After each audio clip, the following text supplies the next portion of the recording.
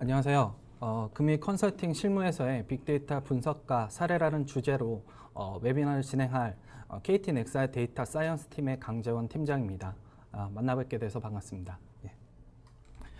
금융 주제는 사실상 빅데이터 분석이라 하면 굉장히 광범위한 영역이고 각각마다 방법론 또는 알고리즘 레벨로 얘기할 거리들이 굉장히 많지만 오늘은 굉장히 한정된 시간이다 보니까 전반적으로 빅데이터 분석이 무엇인지 가장 중요한 요소가 무엇인지 그래서 실제 실무에서는 어떤 식으로 진행이 되는지에 대해서 최대한 컴팩트하게 진행할 수 있도록 하겠습니다.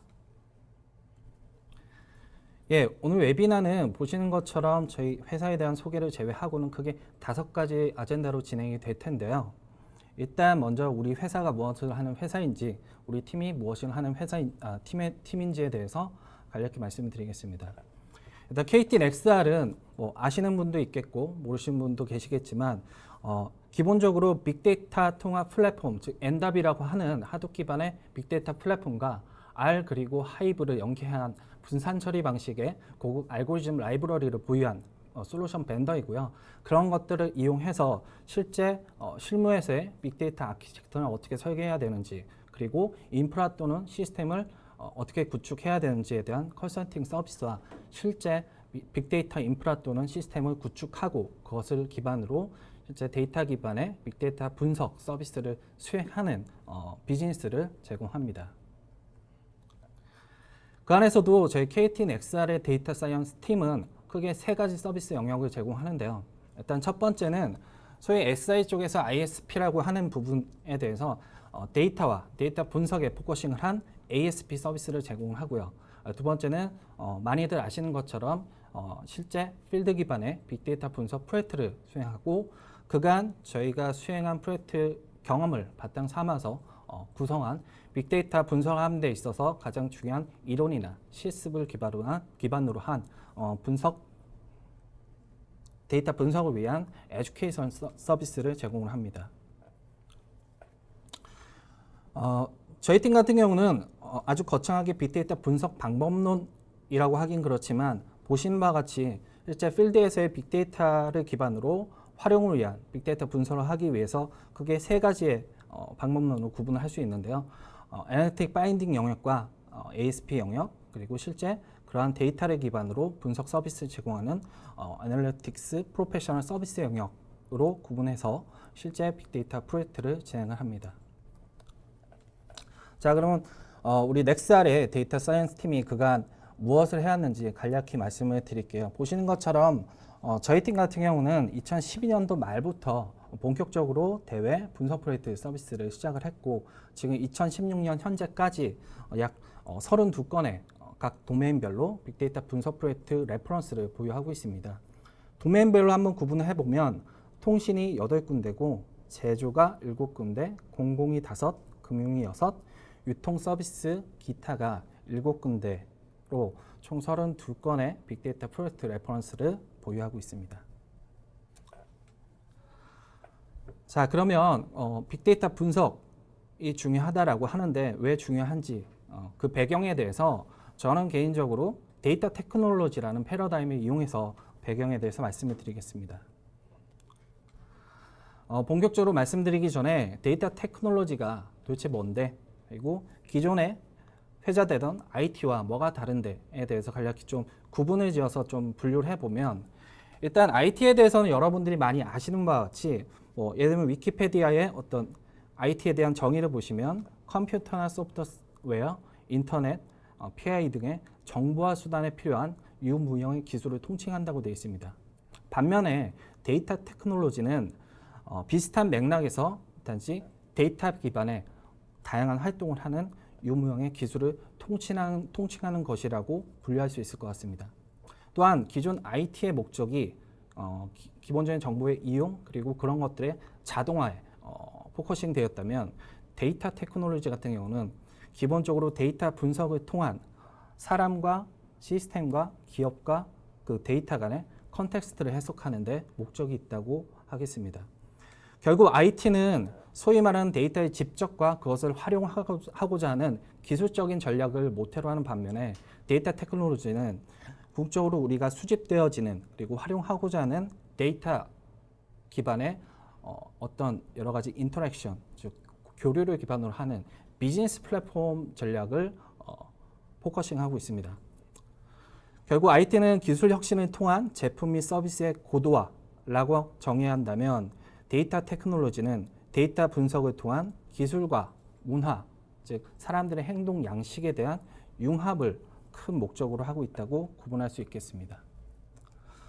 자, 그러면 데이터 테크놀로지가 무슨 개념인지 간략히 좀 정리를 해드렸는데요.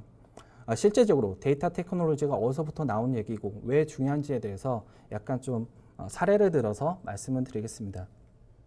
지금 보시는 화면 같은 경우는 매년 포브스지에서 발표하는 탑 리치 리스트인데요. 오른쪽 화면을 보시면 2013년도에 중국에서의 차이나 리스트입니다. 보시는 것처럼 인터넷 관련된 IT 관련된 기업이 3개였는데 왼쪽에 보시면 최근 2016년도에 발표한 차이나 탑 10 리치 리스트를 보시면 마인 잭마 회장의 알리바바를 포함해서 소위 말하는 IT, 즉 데이터 분석 기반의 데이터 테크놀로지 기업이 총 10개 중에 절반 이상을 차지하고 있죠. 그리고 최근 잭마 회장이 알리바바 그룹에서의 빅데이터 활용 가능성을 보고 특정 컨퍼런스에서 앞으로 차이나는 IT에서 데이터 테크놀로지 시대가 될 것이다라고 오피셜하게 얘기를 한 적이 있습니다. 그럼 마인 회장이 향후 30년간의 패러다임이 IT에서 데이터 테크놀로지로 변화되어 간다라고 했는데 그 배경에 대해서 간략히 알리바바 사례를 들어서 설명을 드리겠습니다. 일단 알리바바라는 기업에 대해서 아시는 분도 많겠지만 모르시는 분을 위해서 간략히 좀 정리를 하면 얼마 전에 2015년 11월이죠. 중국판 블랙 프라이데이라는 광군전 세일에서 우리 돈으로 약 한 16조 5천억 원을 하루 만에 달성하면서 좀 더 주목을 받게 된 인터넷 기반의 전자상거래를 주로 하는 그룹입니다. 이 알리바바 그룹은 사실 99년도에 18명의 직원으로 알리바바닷컴으로 처음 창업을 했고 중국 전자상거래에 지금 현재는 약 80% 이상의 매출을 차지하고 있습니다. 숫자를 보면 매일 1억 명 이상의 고객이 방문하고요. 중국 GDP의 2%를 차지하는 등 다양한 분야에서 중국의 전자상거래를 이끄는 리딩 기업이라고 할 수 있는데요. 사실 알려진 알리바바닷컴은 소위 말하는 B2B 마켓입니다. 일반적으로 저희 고객 레벨에서 C2C 개념의 비즈니스는 알리익스프레스나 타오바오, 그다음에 티몰닷컴 등의 다양한 비즈니스 영역에 대해서 비즈니스를 수행하고 있습니다. 자, 그러면 알리바바가 이렇게 굉장히 엄청나게 빠른 속도로 성장을 했는데 도대체 어떤 배경으로 성장을 했는지 간략히 두 가지로 요약할 수 있는데요. 첫 번째는 중국 시장의 특성에 대해서 굉장히 잘 판단을 했다는 겁니다. 기본적으로 중국은 아시다시피 소매 판매에 대한 인프라 구축이 굉장히 미비해서 온라인 판매 활성화가 굉장히 발전되는 그런 배경이 있었고요. 두 번째는 아시다시피 중국의 인구가 13억 5천 명입니다. 그렇기 때문에 다른 국가에 비해서 좀 더 전자상거래가 발전하게 된 배경이 될 수 있었고요.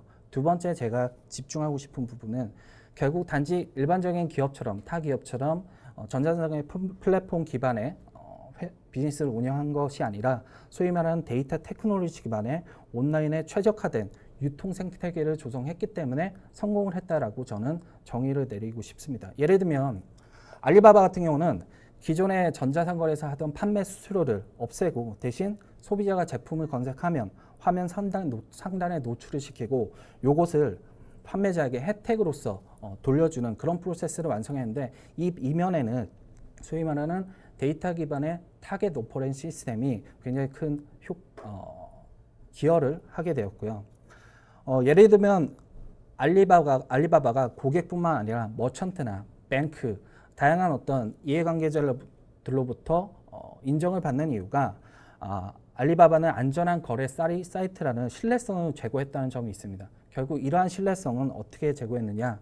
빅데이터 기반의 프로드 리스크 매니지먼트라는 시스템을 구축해서 비즈니스 초기부터 고객과 머천트, 뱅크 간의 트랜잭션에 대해서 프로드 가능성에 대해서 탐지를 하고 예방을 하는 활동을 꾸준히 했기 때문에 이러한 신뢰성을 제고할 수 있었다라고 할 수 있습니다. 본격적으로 알리바바가 어떤 식으로 빅데이터를 도입해서 활용하는지 간략히 화면을 보시면서 설명을 드리면요. 이 오른쪽 위에 부분이 실제 알리바바 런칭 때부터 늘어나게 된 고객의 수인데요. 보시는 것처럼 2005년 같은 경우는 일별 한 10,000명 정도의 고객이 방문을 했는데 최근에 2013년, 2014년이 지나면서 하루에 1억 명 이상의 고객이 방문을 하고 있습니다. 결국 이러한 고객 수의 증가로 인해서 기존의 렉 기반의 100테라 정도의 용량의 플랫폼이 결국 1000페타바이트 이상의 하둡 플랫폼을 도입한 계기가 되었고, 이러한 하둡을 기반으로 기존에 수집하지 못하던 다양한 형태의 데이터와 그리고 엄청나게 많은 양의 데이터를 수집하면서 비즈니스와 비즈니스 중간에 트랜잭션이 굉장히 복잡하게 되었습니다. 이런 부분을 소위 데이터 사이언스 기법을 이용해서 해결했는데요. 가장 중요한 결과물 중에 하나가 보시는 것처럼 CTU 그리고 안티 버클러라는 시스템입니다. 이 CTU는 뭐냐면 CTU 얘기를 들으시면 조금 상상이 가시겠지만 24hours라는 미드에서의 CTU와 그 약어가 동일합니다. 결국 비즈니스 과정에서 일어나는 사기에 대해서 사전에 탐지하고 예방하기 위한 프로드 디텍션 시스템이라고 이해하시면 되는데요. 이러한 부분들을 소위 말하는 이제 빅데이터 기반의 분석 기법을 적용해서 수행을 했다. 그리고 단지 엔진 개념의 빅데이터 분석을 한 게 아니라 보시는 것처럼 다양한 형태의 실제 사용자들이 한 번에 파악하고 이해하기 쉬운 형태의 대시보드 또는 워룸으로 비주얼라이제이션 기법까지 적용해서 운영에 있어서 굉장한 효율성을 제고했다라고 할 수 있겠습니다.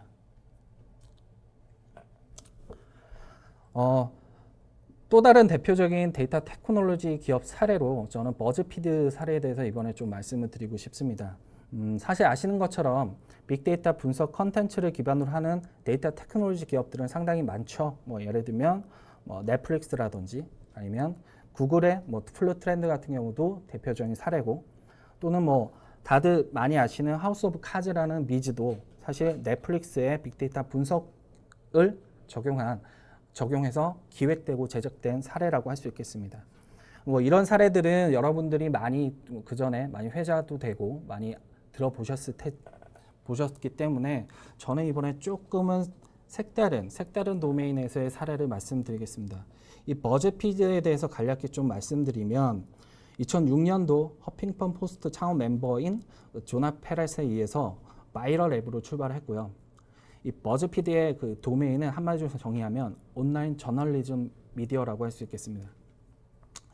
2006년에 시작했음에도 불구하고 보시는 것처럼 최근 소셜미디어에서 가장 많이 공유되는 미디어, 그리고 세계에서 가장 큰 온라인 저널 미디어, 그리고 2014년 기준에 매출액이 약 한 1억 달러 이상을 기록하고 있습니다.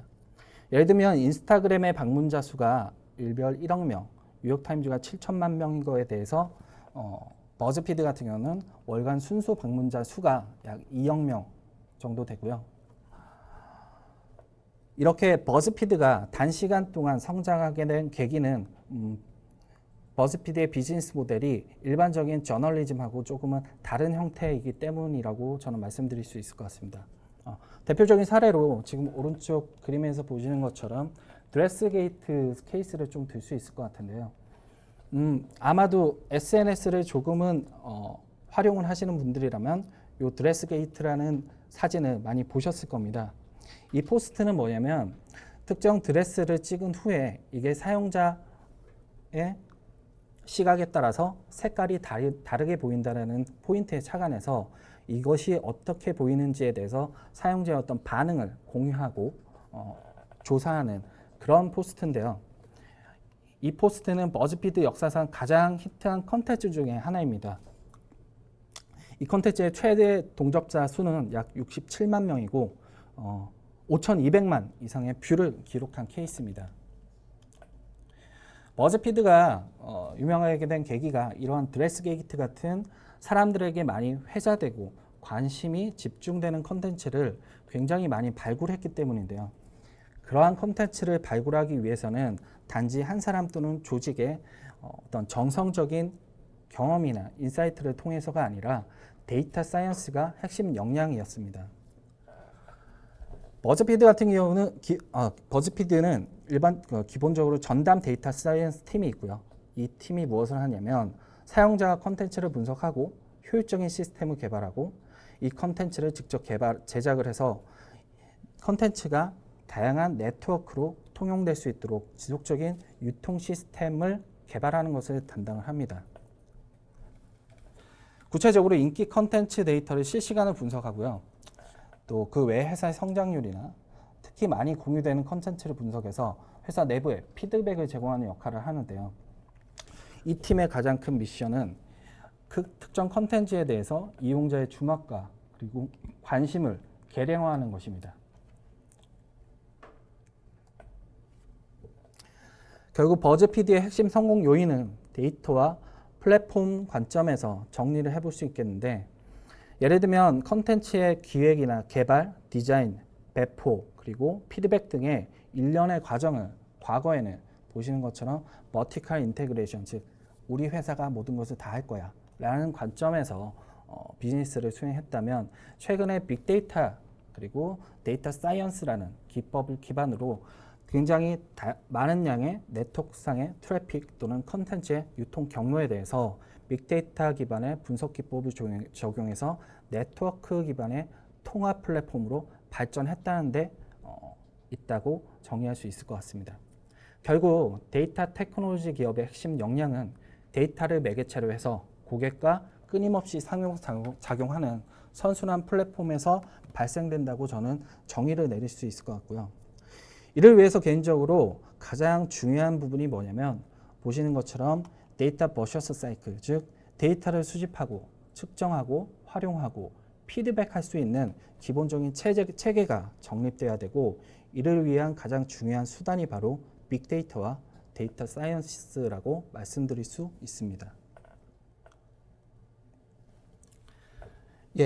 지금까지 데이터 테크놀로지가 뭔데, 그 안에 빅데이터와 데이터 사이언스가 어떤 역할을 하는데에 대해서 좀 말씀을 드렸다면, 이제 본격적으로 빅데이터 분석에 대한 소개와 정의를 내려보도록 하겠습니다. 바로 빅데이터 분석에 대해서 말씀드리는 것보다 물론 많이 아시는 분도 계실 테지만, 기본적으로 빅데이터 하는데 과연 어떤 데이터가 빅데이터야, 얼마나 커야 돼, 기본적인 좀 감을 잡으시라고 웹상에 굉장히 잘 정리된 인포그래픽이 있어서 조금 레퍼런스를 한번 설명을 좀 드려보도록 하겠습니다. 최근에 테라바이트, 페타바이트, 엑사바이트라는 얘기를 많이 하는데요. 예를 들면 테라바이트는 어떤 크기냐면 서적으로 치자면 약 한 16만 개 책에 있는 컨텐츠를 담을 수 있는 공간 정도로 이해하시면 될 것 같고요. 페타바이트는 1억 6천만 개의 서적을 담을 수 있는 공간으로 이해하시면 될 것 같습니다. 그리고 최근 빅데이터 기반의 구글이나 페이스북, 아마존 같은 데서 회자되고 있는 엑사바이트라는 개념인데, 이 엑사바이트의 크기는 예를 들면 책으로 쳤을 때 일렬로 쭉 책을 세웠을 때 달까지 겨우 10,000마일이 못 미치는 정도로 책을 쌓일 수 있는 그 정도의 어떤 용량이라고 이해하시면 될 것 같습니다. 자, 빅데이터가 얼마나 큰 사이즈인지 대략은 알 수 있을 것 같아요. 그러면 과연 빅데이터를 어떤 관점에서 우리가 분류를 하고 정의해야 되는지 한번 제 나름대로 한번 분류를 해봤습니다. 기본적으로 빅데이터가 초기에 도입됐을 때는 보시는 바와 같이 볼륨과 버라이어티, 벨로시티 이 세 가지 개념으로 3V라고 정의를 내렸죠. 볼륨이라 함은 즉 얼마나 많은 양의 데이터를 다루는가. 그래서 과거에는 테라바이트 정도의 수준이 회자가 됐다라고 하면, 최근에는 페타바이트, 엑사바이트 정도가 회자가 되고 있습니다. 그리고 버라이어티, 즉 얼마나 다양한 형태의 데이터를 다루는가. 사실 과거에는 뭐 DW의 마트 기반의 정형적인 데이터를 주로 다뤘다고 하면 최근에는 뭐 소셜넷이나 오픈 데이터 등 비정형 데이터를 포함한 소위 말하는 뭐 모든 형태의 데이터를 다루는 것이 화두입니다. 벨로서티는 결국 얼마나 빨리 데이터를 처리하는가. 과거의 대부분의 분석이 비즈니스 모니터링 또는 인사이트 발굴을 위주로 하기 때문에 대부분의 어떤 분석 결과물이 1배치 정도 수준에서 포커싱이 됐는데요. 최근에 그 고객의 니즈나 형태가 굉장히 다양화되면서 실제 고객에게 제공하는 서비스 자체가 실시간으로 수행되어야 되는 부분이 있습니다. 그렇기 때문에 이 벨로서티 관점에서 배치해서 요즘에는 이제 실시간 데이터 처리 및 분석으로 옮겨가고 있다라고 말씀드릴 수 있습니다. 그리고 일각에서 4V라고 얘기할 때 한 가지 더 붙이는 게 value라는 개념인데요. 이건 뭐냐면 데이터를 얼마나 가치 있게 활용하는가입니다. 아무리 많은 데이터, 다양한 형태의 데이터를 효율적으로 잘 수집했다고 해도 결국 그 데이터를 잘 활용하지 못하면 무의미하게 되겠죠. 결국 데이터 활용을 통한 가치 창출의 목적을 둔 개념이라고 할 수 있겠습니다. 그 다음에 또 하나 붙일 수 있다면 버라서티라는 개념이 이거는 무엇이냐면 결국 데이터가 얼마나 쓸만한가. 데이터를 많이 모으고 다양하게 모으고 빨리 처리하고 분석을 하는 것까지는 뭐 최근에도 많이 진행하고 있어요. 근데 소위 빅데이터, 지금까지 활용하지 않은 소스에서 데이터를 수집하고 처리하다 보니까 실제로 데이터의 어떤 퀄리티가 굉장히 퀄리티가 낮은 경우가 많이 있죠. 결국 최종적으로 그것을 서비스에 이용하고 의사결정을 하기 위해서는 데이터를 얼마나 잘 처리를 클렌징을 하는가, 얼마나 정확한 데이터를 활용할 수 있는가, 그게 가장 중요한 관건 중에 하나라고 할 수 있습니다. 그리고 마지막으로 최근 많이 회자되는 개념인데 비저빌리티라는 개념이 있는데요. 이거는 뭐냐면 그 마인 회장이 데이터 테크놀로지를 말하면서 이타주의라는 개념을 얘기하는데 결국 데이터를 그냥 기업 레벨에서 혼자서만 수집하고 분석해서 활용한 게 아니라 이것을 얼마나 고객들과 사람들과 잘 공유할 수 있는가. 그런데 이 오픈 데이터에서 가장 중요한 이슈 중에 하나는 그것을 잘 공유하고 활용하기 위해서 고객들의 정보 보안, 즉 프라이버시와 시큐리티 관점에서 얼마나 잘 처리할 수 있는가.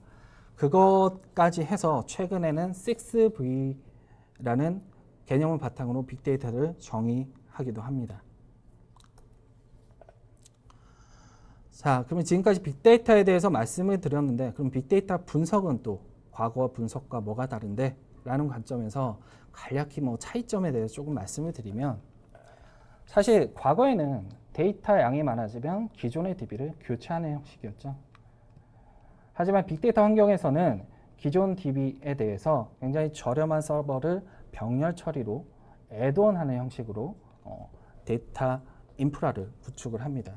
또한 과거에는 상용 소프트웨어 기반으로 대부분 데이터를 샘플링을 해서 분석을 하는 데 반해서 최근에 빅데이터 환경에서는 그럴 필요가 없기 때문에 정형 데이터든 비정형 데이터든 그리고 샘플링이 아닌 모든 고객의 데이터, 즉 올 데이터 기반의 데이터 분석을 합니다. 이게 어떤 차이가 있냐면 과거에는 8대2의 즉 파레토 법칙 기반의 20%가 나머지 80%의 어떤 패턴이나 어떤 페이스를 대신한다라는 개념으로 접근을 했다면 결국 가장 중요한 것은 대표성은 언제든지 바뀔 수 있다.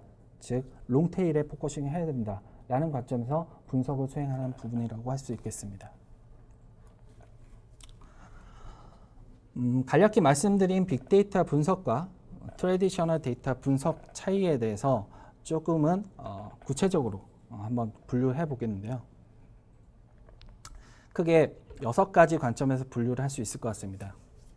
데이터 소스 관점에서 보시면 아시다시피 과거의 분석은 소위 인터널 데이터, 기업 내에 집적한 DW 기반의 정형 데이터에 포커싱을 맞췄는가 반면에 최근의 빅데이터 분석 트렌드는 인터널, 소셜, 그리고 익스터널, 외부 데이터까지 매시업을 통해서 새로운 인사이트를 창출하려는 움직임이 더 커지고 있습니다. 데이터 컬렉션 관점에서는 과거에는 좀 정적인 데이터를 수집하고 처리를 한 반면에 최근에는 고객의 행동 양태가 굉장히 다변화됨에 따라서 그리고 고객의 어떤 니즈가 굉장히 시시각각 변함에 따라서 실시간 서비스를 위한 동적인 데이터를 주로 처리를 하고요. 분석 방법론 관점에서는 물론 최근에 회자되고 있는 딥러닝 같이 과거에 주로 많이 하지 않던 분석 기법이 많이 회자가 되기도 하지만 과거보다 조금 다른 점을 찾자면 과거에는 EDA나 통계 분석, 마이닝, 올랩 정도의 수준에서 분석을 수행한 반면에 최근에는 데이터 머잉, 즉 데이터를 수집하고 이것을 파싱하고 전처리를 하고 쓸만한 데이터로 만드는 과정에 좀 더 포커싱이 되어 있고요. 그리고 머신러닝이나 그리고 굉장히 큰 데이터에 대해서 얼마나 효율적으로 오퍼레이션단과 커뮤니케이션 할 것이냐라는 관점에서 데이터 비주얼라이제이션이 많이 집중되고 있습니다. 자, 빅데이터 분석에 대해서 간략히 좀 정의를 드렸고요.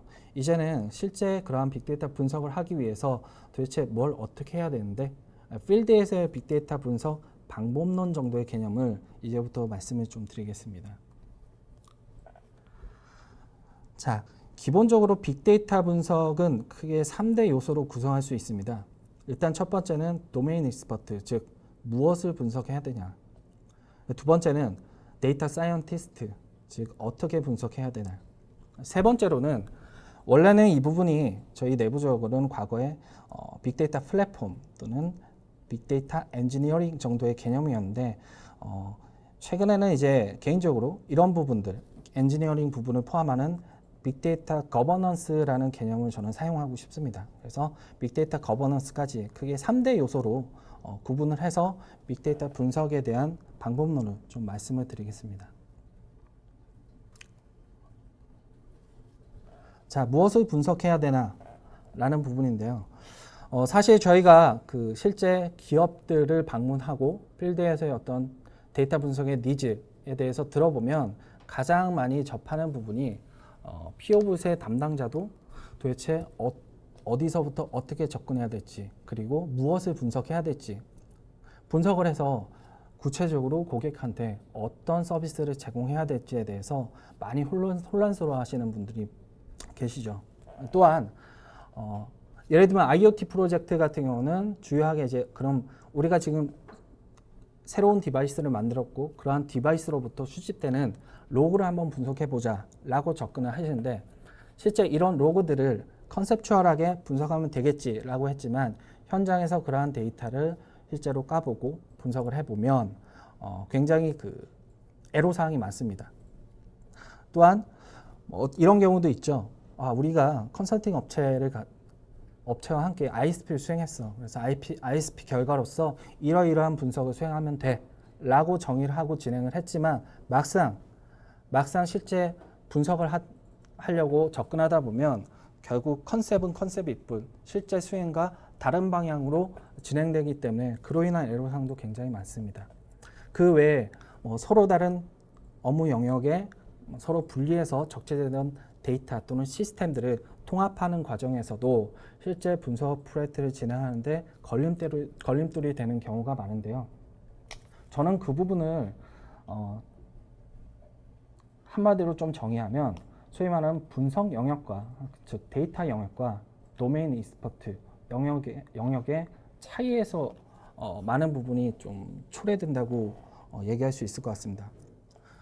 결론적으로 데이터 사이언티스트가 도메인 영역의 모든 주제에 대해서 도메인 영역을 모두 이해하고 최적의 BM을 도출하기는 힘들죠. 하지만 기본적으로 현업단의 PO 부서 담당자들은 오랫동안 해당 도메인에 대해서 비즈니스 경험이 있기 때문에 무엇을 개발해야 될지, 어떤 비즈니스 모델을 만들어야 될지, 그리고 고객한테 어떤 서비스를 해야 될지 굳이 데이터나 분석 레벨을 벗어나서 정성적으로 정의할 수 있는 역량이 있습니다. 결국 이 둘 간의 간극을 최대한 좁히는 것이 실제 필드 레벨의 빅데이터 분석을 진행하는 데 가장 큰 핵심이라고 저는 말씀드릴 수 있고요. 저희 넥스알의 데이터 사이언스 팀은 그러한 갭을 최대한 줄이기 위해서 보시는 것 같이 이러한 접근 방법을 사용하고 있습니다. 사실 빅데이터 분석 방법론이라고 해서 기존에 레가시에서 많이 사용하는 크리스프 DM이나 셈마 같은 방법론하고 아주 크게 다르지는 않습니다. 다만 퀵앤더티라고 표현된 이 부분이 기존 방식과 조금 다르다고 할 수 있겠는데요. 기존에는 대부분 비즈니스 이해와 그로부터 인한 주제 도출, 그 다음에 방법론 설계부터 해서 데이터 분석, 결과 검증까지 일련의 사이클이 진행됐다고 하면 소위 말하는 빅데이터를 활용하는 현장은 그렇게 진행하기에는 주어진 시간과 리소스가 한정되기 때문에 자칫 잘못하면 분석 프로젝트가 성공하지 못할 수도 있습니다. 저희 같은 경우는 소위 말해서 비즈니스 이해, 즉 도메인 연구에 따른 기본적인 러프한 컨셉의 주제 또는 아이디어들을 데이터 드리븐 방식으로 사전에 탐색을 합니다. 이거 뭐냐면 컨셉추얼하게 고객 리텐션을 위해서 이탈 방지 모델을 해야겠어 라는 그런 컨셉이 나면 과연 이탈을 하는 고객 관점에서 이탈하는 고객의 어떤 행동 양식들을 데이터 랩에서 어떤 데이터를 수집하고 있지? 그럼 그런 데이터를 가지고 원래 원하던 리텐션 모델링을 어떻게 할 수 있지? 라는 차원에서 퀵앤더티 방식으로 방법론을 설계하기 이전에 빨리빨리 데이터 드리븐의 탐색과 기본적인 가설과 이것들이 타당한지에 대해서 피드백 루프를 도는 이러한 방식을 차용해서 저희는 빅데이터 분석을 진행합니다. 자, 무엇을 분석해야 되냐라는 개념을 말씀드리는데요. 이제는 그러면 그것을 어떻게 분석해야 되는지에 대해서 말씀을 드리겠습니다. 사실 많은 분들이 이 부분에 대해서 질문하시는 것 중에 하나가 소위 분석을 하려면 데이터 사이언티스트가 되려면 어떤 역량이 필요한가요? 라는 부분인데요. 지금 왼쪽에 보시는 사진이 뭐냐면 얼마 전에 그 Becoming Data Scientist라는 차트로 많이 회자가 됐던 그림인데요. 사실 많은 분들이 이 부분이 그 링크드인 데이터 사이언티스트가 작성한 것으로 알고 있는데 사실은 IBM 왓슨 사업부의 최고 아키텍처 책임자가 작성해서 올린 차트입니다. 내용을 보시면 크게 펀더먼털과 스태티스틱, 그 다음에 프로그래밍 쭉 해서 툴박스까지 크게 10개의 영역, 10개의 스킬셋에 대해서 약 한 10개 정도 세 분류 단위로 지하철 메트로 형식으로 데이터 사이언티스트 패스에 대해서 설명한 그림인데요.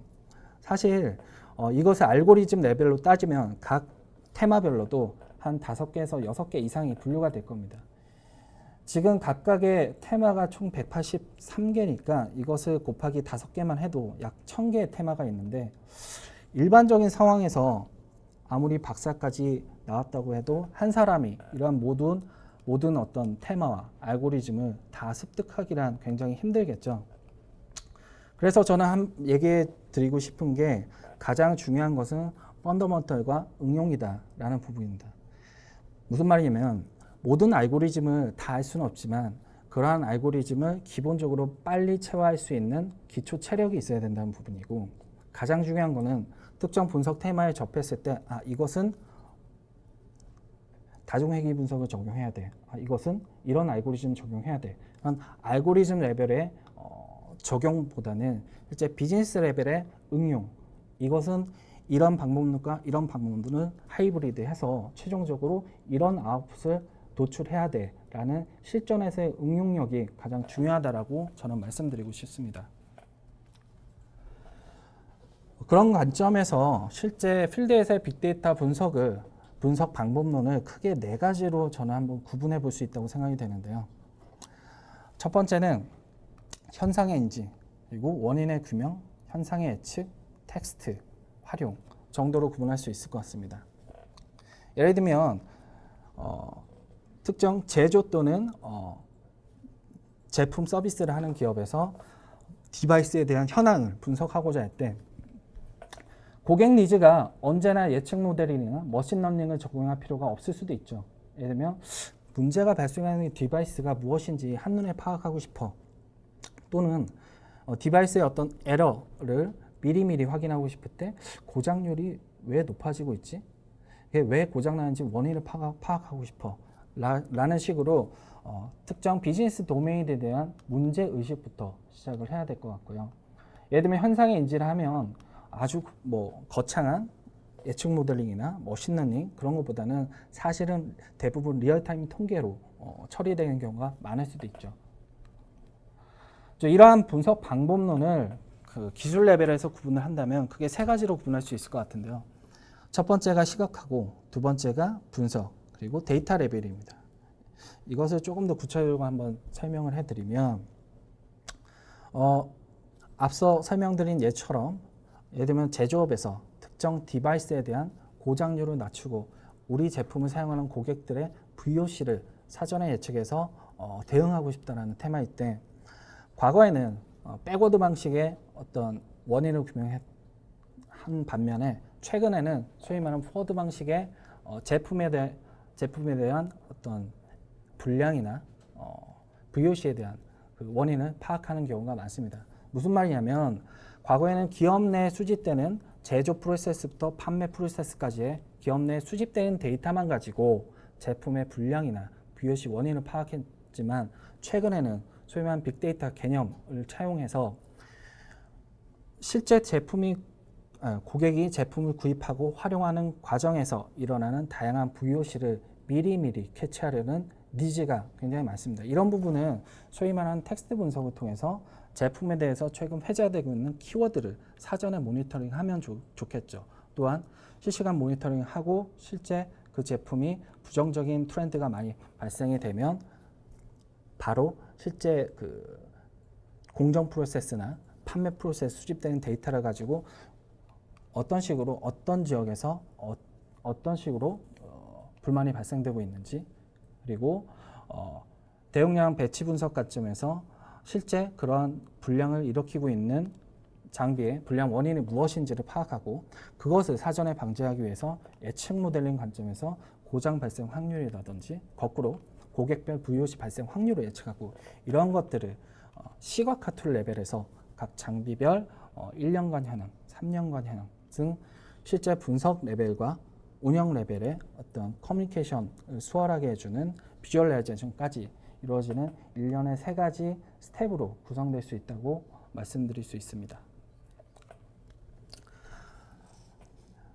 시간이 촉박해서 사실 이제 어떻게 분석해야 되냐라는 테마에 대해서는 분석 방법론이나 구체적인 알고리즘 또는 뭐 그런 주제에 대해서 좀 말할 거리가 굉장히 많은데 조금 퀵하게 진행을 하겠습니다. 마지막으로 어떻게 운영해야 하나 기술과 어떤 프로세스 관점에서 좀 설명을 드리면 사실 빅데이터 분석은 기본적으로 레가시의 인프라랑 약간은 다른 부분이 있는데요.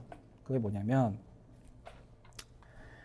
일단 기본적으로 빅데이터는 크게 세 가지 레이어로 구성이 됩니다.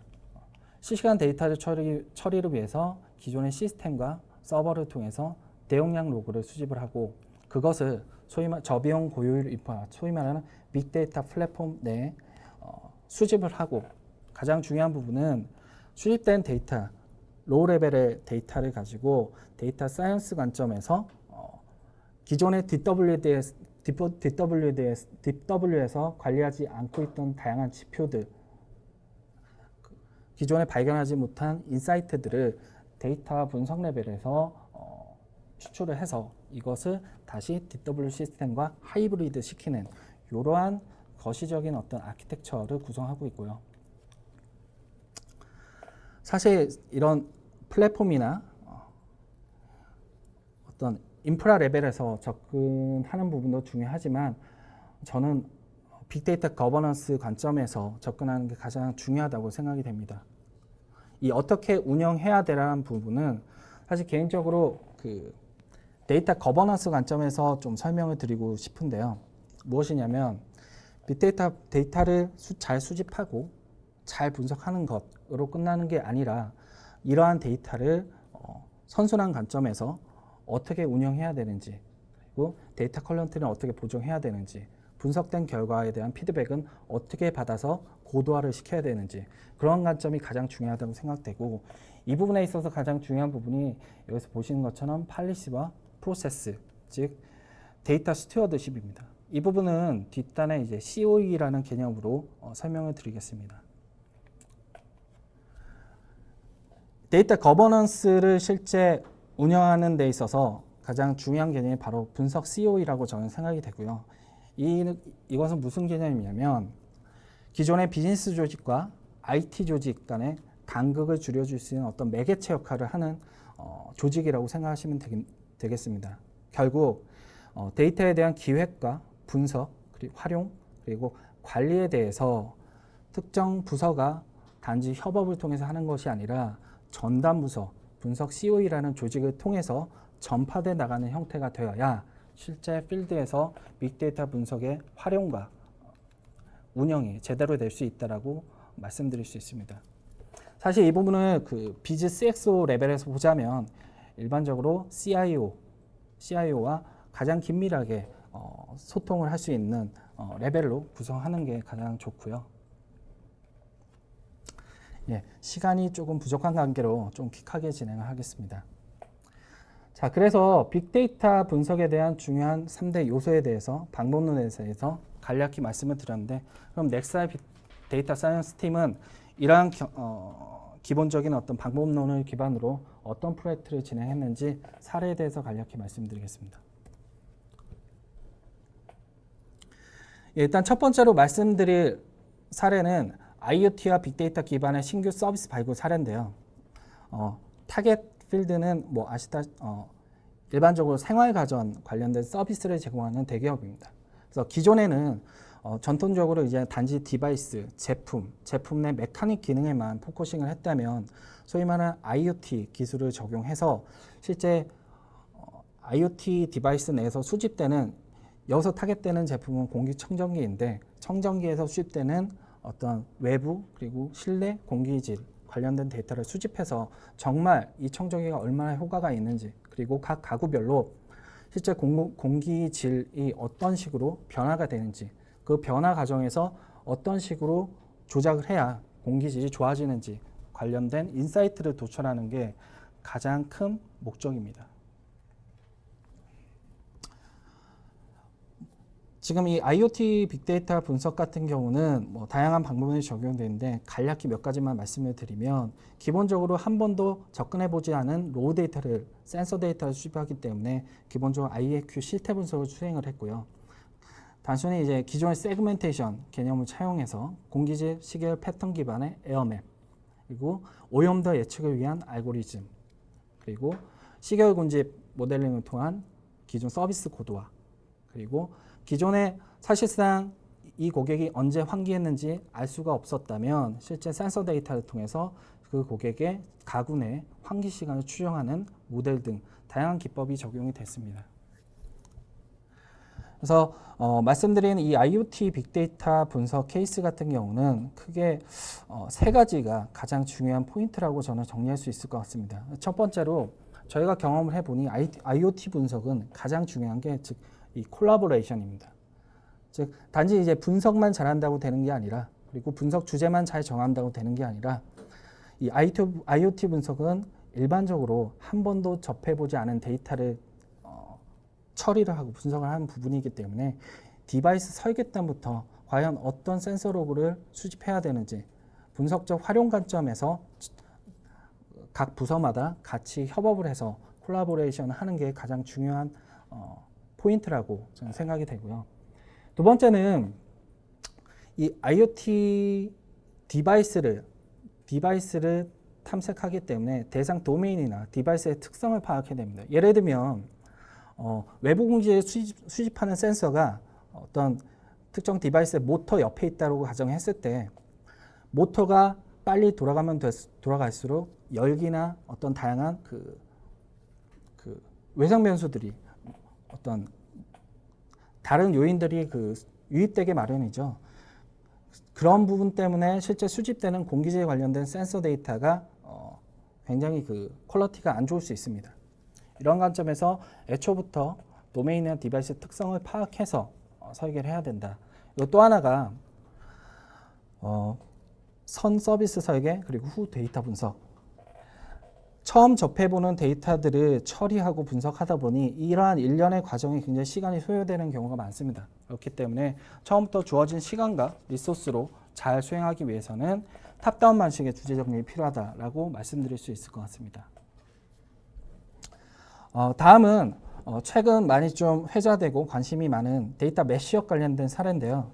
이 사례는 A카드사의 사례입니다. 소셜 데이터와 카드 이용 내역 데이터를 결합을 해서 고객들의 실제 소비 패턴을 도출하는 사례인데요. 배경을 간략히 말씀드리면 아시다시피 최근에 고객의 니즈와 행동 양상이 많이 바뀌고 있죠.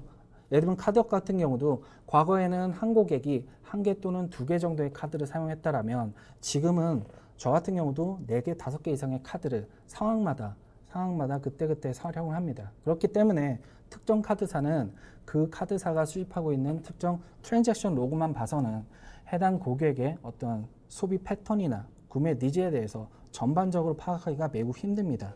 그렇다고 해서 다른 회사의 고객 데이터를 수집하기도 힘든 상황이죠. 그렇기 때문에 이러한 일반적인 고객의 소비 패턴을 좀 더 명확히 규명하기 위해서 소셜 버즈 내에서 고객들이 언급하고 관심 있어하는 그런 소비 트렌드를 한번 파악해보자. 그리고 그것을 실제 트랜잭션 데이터와 매핑을 해서 우리 고객이 원하는 소비 패턴이 무엇인지, 우리 고객의 소비 트렌드가 무엇인지 한번 발굴해서 타겟 오퍼링에 적용해보자라는 테마입니다.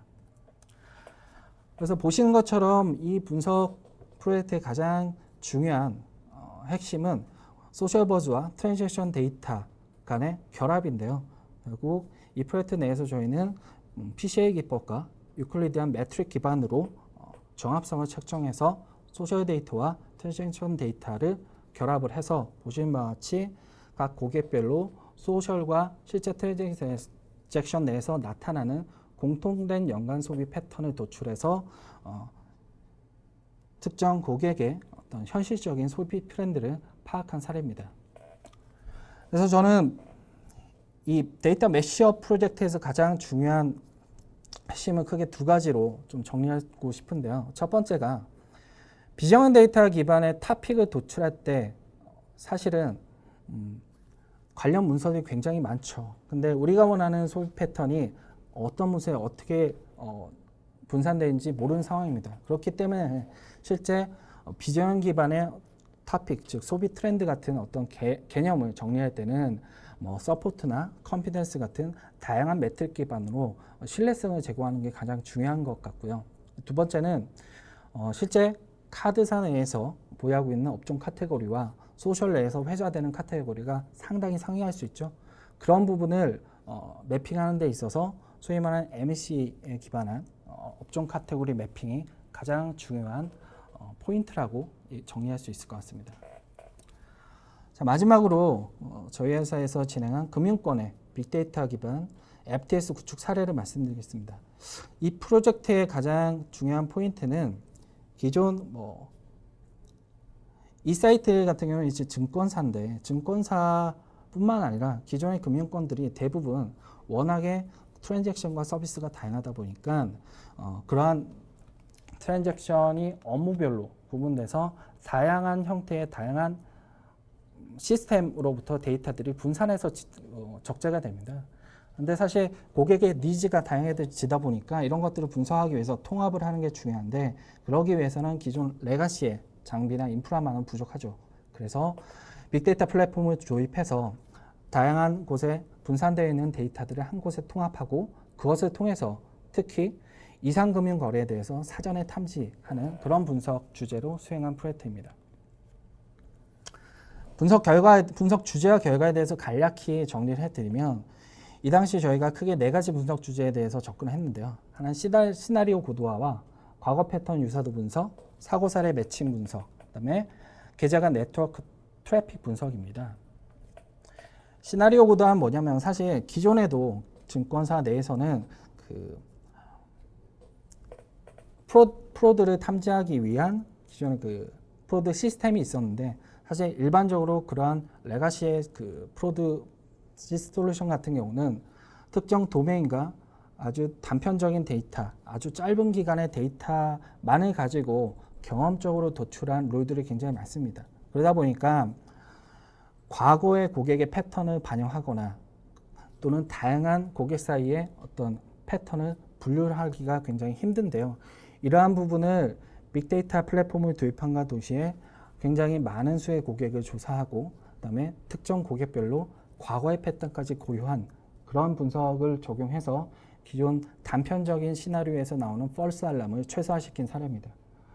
마찬가지로 고객의 현재 스테이터스뿐만 아니라 과거 패턴에 대한 얼마나 유사도가 있는지, 그래서 이 고객은 과거에도 그러했으니 프로드 디텍션 대상에서 이렇게 제외해야 돼 라는 스토리를 풀기 위해서 과거 패턴 유사도, 사고사례 매칭 분석을 수행을 했고요. 또한 굉장히 많은 양의 데이터를 처리하다 보니까 오퍼레이션 땅의 운영자가 한눈에 파악할 수 있는 그런 분석 기법이 적용되어야 했기 때문에 SNA 기법을 통한 어떤 비주얼라이제이션까지 수행한 사례입니다. 이 사례를 진행하면서 저희가 느낀 점이 기존의 앱데이스 관련된 또는 보안 관련된 솔루션들이 굉장히 많지만 이 부분들도 빅데이터 속성을 이용하면 얼마든지 고도화가 가능하다라는 부분이고요. 사실 때로는 굉장히 복잡한 분석 모델보다는 시각화를 통해서 한눈에 파악할 수 있도록 도와주는 부분이 굉장히 중요하다라는 부분을 말씀드리고 싶습니다. 시간이 좀 많이 지나가서 좀 빨리 진행을 하겠습니다. 여기까지 저희 넥살 데이터 사이언스 팀에서 어떤 분석 프로젝트를 진행했는지 그리고 그로부터 어떤 임플리케이션이 있었는지 간략히 좀 말씀을 드렸고요. 다음은 자 그러면 앞으로는 무엇을 분석해야 되는데 그 다음에 어떤 기술 기반으로 어떤 분석을 해야 되는데 라는 관점에서 빅데이터 기반의 비즈니스 모델 진화 로드맵을 간단히 말씀을 드리겠습니다. 이 부분은 디노브 빅데이터라는 컨퍼런스에서 회자된 내용인데요. 사실 과거에는 비즈니스 모니터링이나 비즈니스 인사이트 그리고 비즈니스 옵티마이제이션 관련된 분석이 굉장히 대부분이었다라고 한다면 앞으로는 데이터 모네타이제이션, 즉 데이터 자산화가 좀 더 포커싱 될 거라고 생각이 되고요. 다음은 아까 앞서 말씀드렸던 IoT를 포함해서 오토와 같은 기존의 비즈니스의 어떤 경계를 허무는 기존 비즈니스의 어떤 비즈니스가 굉장히 다양화되는 그런 시점이 될 것입니다. 그렇기 때문에 특정 도메인에서 방법론에 멈추는 것이 아니라 다양한 도메인에 활용되는 방법론을 하이브리드 시켜서 특정 주제에 맞게 응용하는 것이 가장 중요하다고 생각이 됩니다. 이러한 트렌드를 크게 세 가지 관점에서 마지막으로 정리를 해보면 테크놀로지와 액티비티와 어플리케이션으로 정리할 수 있는데요. 앞으로는 리얼타임 기반의 데이터 프로세싱이 많이 회자가 될 것이고요. 두 번째는 단지 데이터 레벨의 어떤 인사이트를 찾는 게 아니라 데이터와 서비스 그리고 고객 간의 다양한 어떤 맥락을 찾는 컨텍스트 디스커버리 기법이 좀 포커싱이 될 것 같습니다. 또 하나 많이들 아시는 머신러닝이나 빅데이터 거버넌스가 중요한 기술 요소로 회자가 될 것 같고 결국 그로부터 앞으로는 리얼타임 타겟 오퍼링이나 그다음에 최근 카드 회사에서 수행하는 CLO 같은 서비스, 금융권에서의 로보 어드바이저나 스마트 CMS 그리고 기존의 FDS에 대한 빅데이터 기반의 고도화 등이 많이 회자가 되고 적용이 될 것 같다고 말씀드릴 수 있겠습니다. 예, 지금까지 컨설팅 실무에서의 빅데이터 분석과 사례에 대해서 말씀을 드렸는데요. 워낙에 한정된 시간이다 보니까 제가 너무 좀 빨리 진행한 면이 있었던 것 같습니다.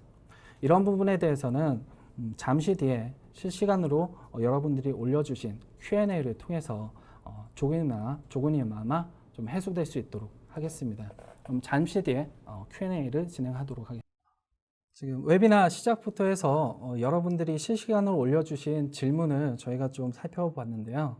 그 중에 몇 가지에 대해서 간략히 조금 답변을 드릴 수 있도록 하겠습니다.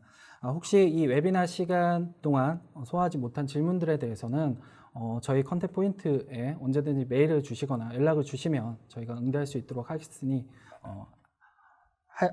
연락을 드릴 수 있도록 하겠습니다. 일단 최지원님께서 기관이나 기업에서 실제 도입 시 분석 시스템 도입 구축이 먼저인가요? 아니면 분석에 대한 ISP가 먼저인가요? 라고 질문을 주셨는데요. 사실 정답이 있다라고 하기에는 좀 그렇고 제 개인적인 경험상에서는 두 가지 케이스인 것 같습니다. 아까 말씀드린 것처럼 분석에 대한 어떤 COE 레벨의 조직이 어느 정도 좀 구성된 상황에서는 도입이나 구축과 함께 분석에 대한 어떤 소위 말하는 ASP도 함께 진행할 수 있는 여건이 마련된 반면에 그렇지 못한 기업 또는 실제 활용돼야 되는 데이터가 지금까지 한 번도 다뤄보지 않거나 DW 내에 정리되지 않은 데이터의 경우에는 섣불리 도입과 구축을 먼저 하는 것보다는 ASP, 즉 분석 가점의 어떤 전략적 플래닝을 먼저 수행을 하고 실제 분석을 수행하는 것이 효율적이라고 저는 말씀드릴 수 있을 것 같습니다. 그리고 유미연님께서 보안 로그에 대한 빅데이터 분석 및 사전 공격 예측도 가능할까요? 라고 말씀을 드렸는데 사실 이 부분은 저희 과거에 그 특정 기업의 그 웹로그 기반의 프로드 디텍션 시스템 구축 사례로서 좀 말씀을 드릴 수 있고요. 사실 웹상의 어떤 그 데이터 클릭 스트림에 대한 분석 또는 웹상의 어떤 트랜잭션, 웹상의 어떤 발생되는 보안 관련된 부분은 웹로그 기반으로 얼마든지 사전에 예측할 수 있는 분석이 가능합니다. 그래서 특정 일반적으로 아는 실제 현재 패턴 기반의 예측 모델링뿐만 아니라 트레스홀드 기반의 어떤 과거의 패턴 기반의 이상치가 있는지 없는지 파악할 수 있는 그러한 분석 모델링도 접근이 가능하다고 말씀드리겠습니다. 또한 심동환님께서 기업 규모와 업무 특성에 따라서 빅데이터 활용이 다를 텐데 어떤 접근 방식으로 도입하면 좋을까요? 라고 말씀을 주셨는데요. 사실 다양한 관점에서 말씀드릴 수 있을 것 같은데 기본적으로 제가 말씀드리고자 하는 바는 활용하고자 하는 데이터가 과거에 많이 관리되고 정리가 된 데이터인지 또는 앞서 설명드린 IoT 사례처럼 지금까지 한 번도 다뤄보지 않은 데이터인지에 따라서 접근 방식이 좀 다를 수 있다고 생각이 됩니다. 가장 중요한 것은 과거에 활용되고 지금 현재 서비스로 진행되고 있는 부분에 대한 고도화냐 또는 한 번도 사용해보지 않은 데이터를 가지고 무엇을 하냐라는 차이에 따라서 실제로 어떤 서비스를 만들려고 하는지 결국 탑다운 방식으로 접근하는 게 가장 효율적이라고 말씀드릴 수 있을 것 같습니다. 그리고 이승철님께서 다루는 데이터의 크기는 구체적으로 어느 정도 되나요? 파일 사이즈로요? 라고 말씀을 주셨는데요. 사실 플랫폼 레벨에서는 크기가 굉장히 다양합니다. 예를 들면 저희 넥스알에서 구축한 KT의 전사 빅데이터 플랫폼 같은 경우는 한 페타바이트 수준의 파일 사이즈를 다루고요.